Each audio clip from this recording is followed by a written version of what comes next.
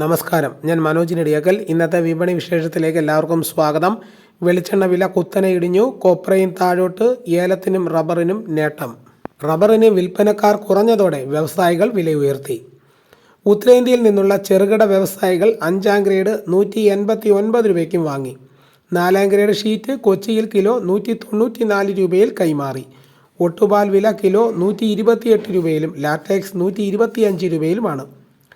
പകൽ ചൂട് കനത്തതോടെ പല ഭാഗങ്ങളിലും റബ്ബർ മരങ്ങളിൽ നിന്നുള്ള പാൽ ലഭ്യത ചുരുങ്ങി. ഇതിനിടയിൽ ചൈനീസ് ടയർ വ്യവസായികളിൽ നിന്നുള്ള ഡിമാൻഡ് മങ്ങിയത് രാജ്യാന്തര വിപണിയെ തളർത്തി. തായ്ലൻഡിൽ റബ്ബർ വില കിലോ 196 രൂപയായി താഴ്ന്നു. അവധി വ്യാപാര കേന്ദ്രമായ ജപ്പാൻ ഒസാക്കയിൽ ഡിസംബറിന് ശേഷമുള്ള ഏറ്റവും താഴ്ന്ന നിരക്കായ കിലോ 348 യെന്നിലേക്ക് ഇടിഞ്ഞു. രാവിലെ നടന്ന ലേലത്തിനെത്തിയ 57,026 കിലോ ഏലക്കയിൽ 54,522 കിലോയും വിറ്റഴിഞ്ഞു. രാജ്യത്തിൻ്റെ വിവിധ ഭാഗങ്ങളിൽ നിന്നും അന്വേഷണങ്ങളുണ്ട്. കയറ്റുമതിക്കാർ വലിപ്പം കൂടിയ ഇനങ്ങൾക്ക് കിലോ 2,769 രൂപയ്ക്കും വാങ്ങി. ആഭ്യന്തര ഡിമാൻഡിൽ ശരാശരി ഇനങ്ങൾ കിലോ 2,452 രൂപയിൽ കൈമാറി.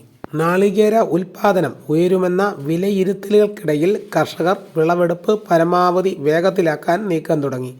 കാത്തിരുന്നാൽ വിലയുടെ ആകർഷണം കുറയുമോ എന്ന ആശങ്കയും അവരിലുണ്ട്. വൻകിട മില്ലുകാർ ഉയർന്ന വിലയ്ക്ക് പച്ചത്തെങ്ങയും കൊപ്രയും ശേഖരിച്ചാൽ മാത്രമേ വിപണിക്ക് കരുത്ത് നിലനിർത്താനാകൂ. അതേസമയം വെളിച്ചെണ്ണയ്ക്ക് പ്രാദേശിക ഡിമാൻഡ് മങ്ങിയത് മില്ലുകാരെ കൊപ്ര സംഭരണത്തിൽ നിന്നും പിന്നോക്കം വലിച്ചു. കൊച്ചിയിൽ കൊപ്രയ്ക്ക് 100 രൂപയും വെളിച്ചെണ്ണയ്ക്ക് 200 രൂപയും ഇന്ന് ഇടിഞ്ഞു. അടുത്ത വാരം ചെറുകിട വിപണികളിൽ വെളിച്ചെണ്ണയ്ക്ക് ആവശ്യക്കാരെത്തുമെന്ന പ്രതീക്ഷയിലാണ് വെളിച്ചെണ്ണ സ്റ്റോക്ക് എടുക്കുന്നവർ. തമിഴ്നാട്ടിൽ നാളികേര ഉൽപ്പന്നങ്ങളുടെ വിലയിൽ മാറ്റമില്ല. അപ്പോൾ ഇതാണ് ഇന്നത്തെ വിപണി വിശേഷങ്ങൾ. ഇതോടുകൂടി വീഡിയോയുടെ പൂർണ്ണമാകുന്നു. എല്ലാവരും ഒന്ന് ലൈക്ക് ചെയ്ത് സപ്പോർട്ട് ചെയ്യണം. നിങ്ങളുടെ അഭിപ്രായങ്ങൾ കമൻറ്റായിട്ട് രേഖപ്പെടുത്തണം. ഈ വീഡിയോ എല്ലാവർക്കും ഒന്ന് ഷെയർ ചെയ്ത് കൊടുക്കണം. മറ്റൊരു വീഡിയോയുമായിട്ട് ഉടനെ എത്താം. എല്ലാവർക്കും എൻ്റെ നന്ദി.